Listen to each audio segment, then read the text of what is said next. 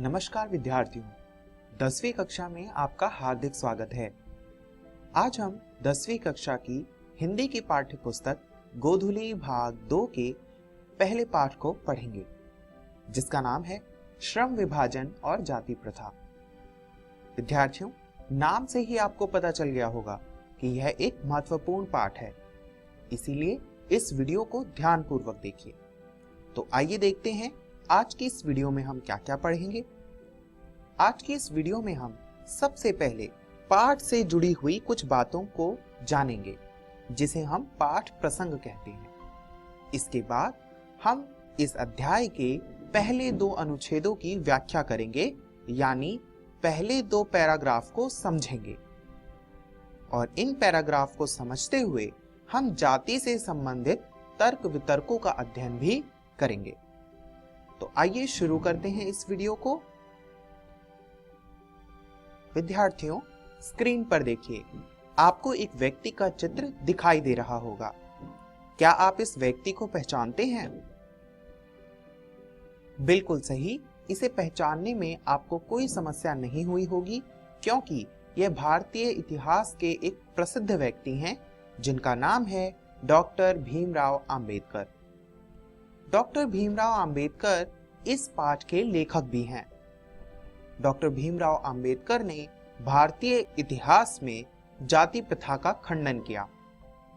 एक बार की बात है कि 12 दिसंबर 1935 को उन्हें जाति पाति तोड़क समिति की ओर से एक पत्र आया, जिसमें उन्हें एक भाषण देना था।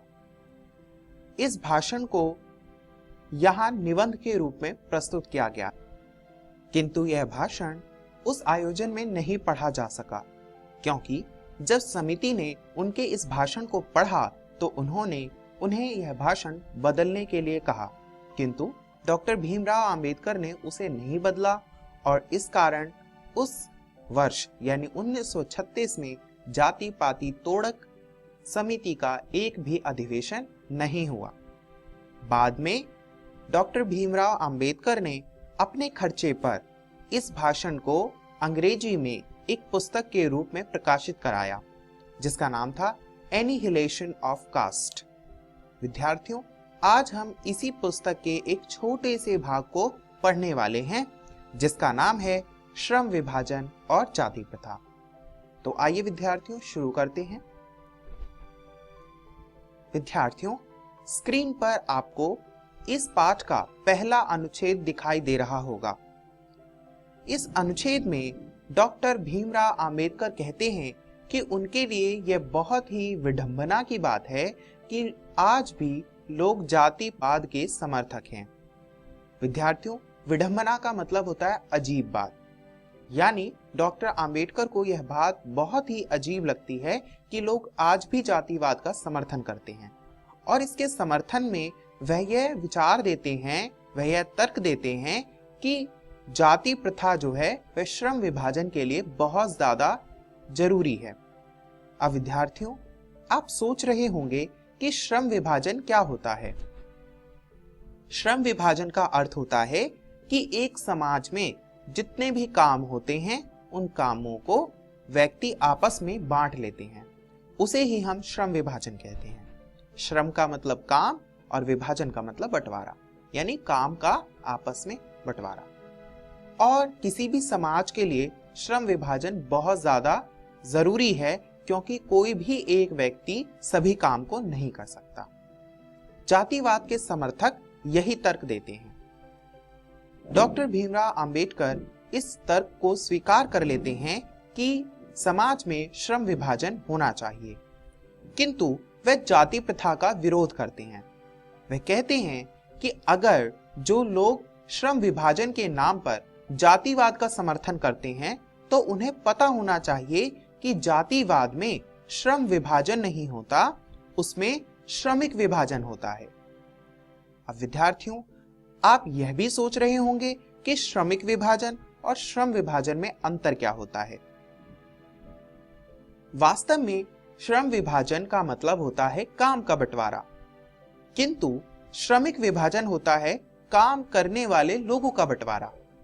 श्रमिक यानी किसी काम को करने वाला और विभाजन यानी बंटवारा, यानी काम के आधार पर लोगों का विभाजन।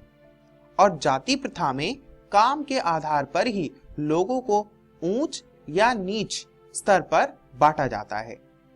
इसीलिए डॉक्टर भीमराव अंबेडकर इस तर्क को अस्वीकार करते हैं और इसका विरोध करते हैं। वे कहते हैं कि ये जो श्रमिक विभाजन है वह समाज के लिए अनुचित है। अगर श्रम विभाजन समाज की जरूरत है तो श्रमिक विभाजन समाज का एक बहुत बड़ा दोष है, समाज के विकास में एक बहुत बड़ी बाधा है। इसके बाद डॉक्टर भीमराव अंबेडकर भारतीय समाज की जाति प्रथा का उल्लेख करते हैं। वो कहते हैं कि भारतीय समाज में जैसी जाति प्रथा देखने को मिलती है, यानी कैसी जाति प्रथा देखने को मिलती है कि यहाँ पर श्रम विभाजन नहीं किया जाता, यहाँ पर श्रमिकों का अस्वाभाविक विभाजन किया जाता है। तो वह इसी को आधार बनाकर कहते हैं कि ऐसा श्रमिक विभाजन विश्व के किसी भी समाज में नहीं पाया जाता, इसीलिए जातिवाद का सर्वथा खंडन होना चाहिए। आइए विद्यार्थियों, अगला अनुच्छेद पढ़ते हैं। अगले अनुच्छेद में डॉक्टर भीमराव अंबेडकर बताते हैं कि यदि जाति प्रथा को श्रम विभाजन मान लिया जाए तो यह एक अस्वाभाविक विभाजन होगा, क्योंकि जाति प्रथा में क्या होता है, अभी हमने पढ़ा, जाति प्रथा में पेशे का पहले से ही निर्धारण कर दिया जाता है। यानी यह जाति प्रथा का सबसे बड़ा दोष है कि उसमें कोई भी व्यक्ति अपना पेशा स्वयं नहीं चुन सकता, किंतु श्रम विभाजन की स्थिति में व्यक्ति को अपना पेशा और अपना काम अपनी योग्यता के अनुसार चुनने की छूट होती है, पर जाति प्रथा में ऐसा नहीं है। वे बताते हैं कि यदि हम इस सिद्धांत के विपरीत जाति प्रथा का दूसरा रूप देखें तो इससे पता चलेगा कि जाति प्रथा में तो बच्चे का जैसे ही जन्म होता है या जैसे ही बच्चा गर्भ में होता है वैसे ही उसके पेशे का निर्धारण कर दिया जाता है उसके माता पिता के पेशे से। उदाहरण के रूप में यदि किसी बच्चे के माँ बाप टोकरी बुनने का काम करते हैं तो मजबूरीवश जाति प्रथा के अंदर उसके बच्चे को भी टोकरी बुनने का काम ही करना पड़ेगा, चाहे उसकी इसमें रुचि हो या ना हो, जिसका अंबेडकर ने विरोध किया है।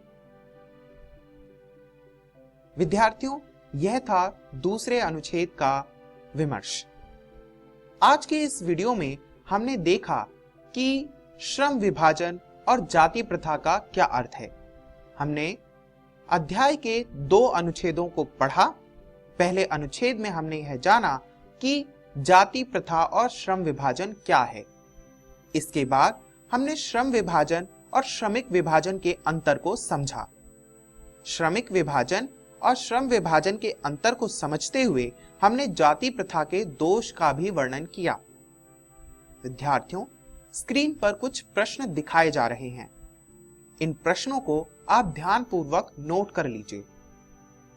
घर पर जाकर इन 2 अनुच्छेदों को पढ़कर इन प्रश्नों के उत्तर लिखने का प्रयास कीजिए। अगली वीडियो में हम शेष अध्याय को पढ़ेंगे और समझेंगे। इसीलिए विद्यार्थियों, घर से प्रश्नों के उत्तर लिखने के साथ साथ आप शेष अध्याय को भी पढ़कर आएं, जिससे आपको यह पाठ पूरी तरह समझ में आ जाए। इस वीडियो को देखने के लिए बहुत बहुत धन्यवाद।